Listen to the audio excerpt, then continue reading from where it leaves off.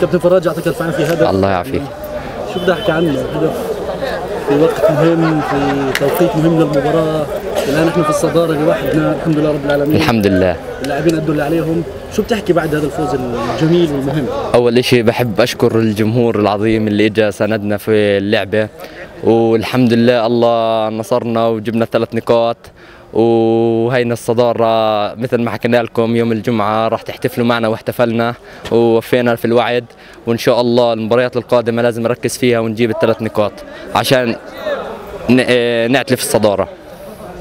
طيب شو بتحكي للجمهور؟ اليوم جمهور أبدع، جمهورنا وحتى كمان جمهور الأشقاء الظهرية، مباراة جماهيرية جميلة صراحة. أول شيء بحكي هارد لك لجمهور الظهرية ومبروك لجمهورنا. الجمهور للأمانة بيعطي طعم وحلاوة في المباريات، واحنا من دون الجمهور ما بنسوى يعني. بصراحة الجمهور هو اللي كان معطينا دافع ان نجيب الفوز والجول ان شاء الله يعني.